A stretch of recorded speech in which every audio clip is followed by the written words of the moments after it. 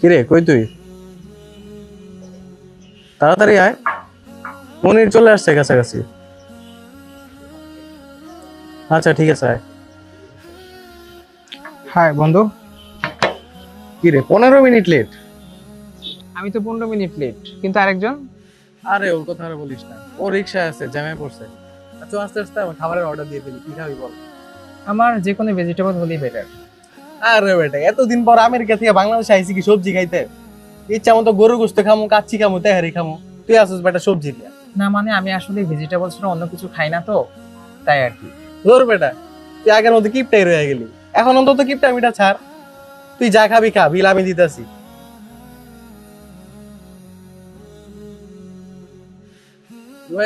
বল কি খাবি? আই খাবারের অর্ডার দিই, পরে বাকি কথা হবে।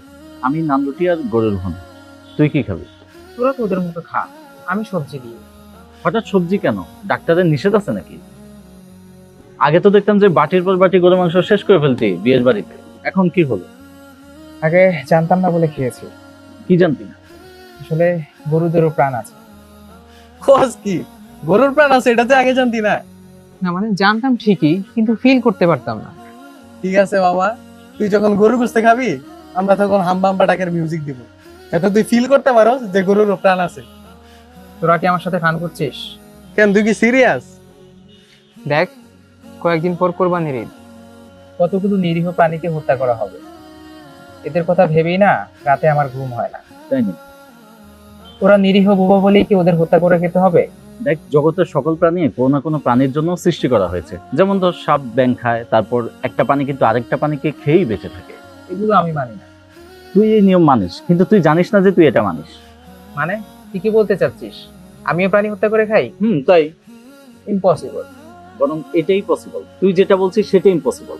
কিভাবে? তাহলে বৈজ্ঞানিক যুক্তি দিয়ে দেখা। আচ্ছা দেখ, তুই কি খাবি, মানে কি খেয়ে বাঁচবি তুই? কেন, সবজি খেয়ে বাঁচবো। সবজি মানে সবজি কিভাবে হয়? গাছ থেকে। গাছেরও তো প্রাণ আছে। সবজি খাচ্ছিস মানে তুই প্রতিদিন কতগুলি প্রাণ হত্যা করছিস সেটা কি ভেবে দেখেছিস? তাইলে তো মামা তোর ওষুধ সিরাপ খায়া থাকা ছাড়া আর কোনো গতি দেখতেছি না। অবশ্য হাওয়া বাতাসকে কতক্ষণ টিকে থাকা যায় তা নিয়ে একটা গবেষণা হইতে পারে।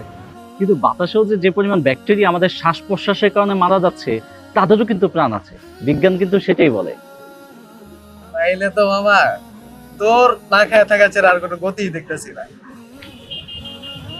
আসলে বন্ধু, এইভাবে না কখনো ভেবে দেখিনি। এভাবে না হয় ভেবে না দেখি, কিন্তু কোরবানির যে একটি অর্থনৈতিক গুরুত্ব আছে সেটা কখনো ভেবে দেখেছিস? কুরবানির আবার অর্থনৈতিক গুরুত্ব কি?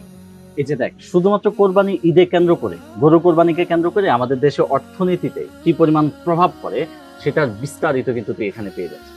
বাংলাদেশে প্রতি বছর কোরবানির ঈদকে ঘিরে তৈরি হয় দেশের অন্যতম বৃহৎ মৌসুমী অর্থনৈতিক চক্র। প্রতি বছর প্রায় ৯০ লাখ থেকে ১ কোটি পশু কোরবানি হয়, যার বাজার মূল্য দাঁড়ায় প্রায় ৭০ থেকে ৮৫ হাজার কোটি টাকা। কোরবানিকে কেন্দ্র করে চামড়া শিল্পে ৩ থেকে ৫ হাজার কোটি এবং ফ্রিজ ও ইলেকট্রনিক্স খাতে প্রায় ৫ হাজার কোটি টাকার বাজার তৈরি হয়।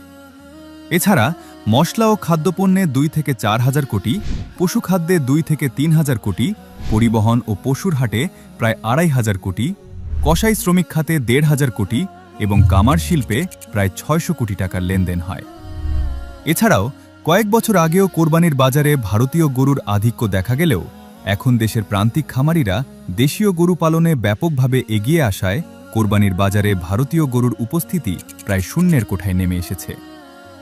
ফলে কোরবানি কেন্দ্রিক এই বিশাল অর্থনৈতিক প্রবাহ এখন আরও বেশি শক্তিশালী করছে দেশের গ্রামীণ অর্থনীতি, স্থানীয় খামারি ও ক্ষুদ্র উদ্যোক্তাদের। এই দেখ বেটা, এই ক্যাপ চামড়ার,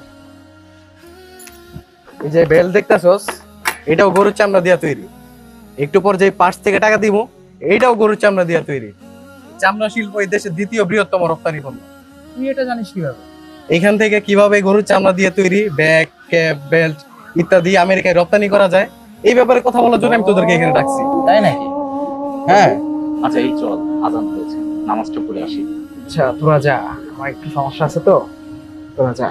কেন, এখন আবার কি সমস্যা? না মানে আমার প্যান্টটা একটু অপবিত্র, তাই আসছি। আর কত অপবিত্র থাকবি, এবার একটু পবিত্র হ। আচ্ছা চল, তোরা জামা কাপড় কিনে দিই। কি খাবি ভাবছস? অর্ডার দে। আচ্ছা তাহলে রুটি আর গরুর গোশত অর্ডার দে, অনেকদিন আসলে খাই না তো। আর আপনাদের বলছি, কোরবানির মতো ভালো একটা কাজে কারো মন্দ কথা শুনবেন না, আর যেখানে সেখানে কোরবানির বর্জ্য ফেলে রাখবেন না।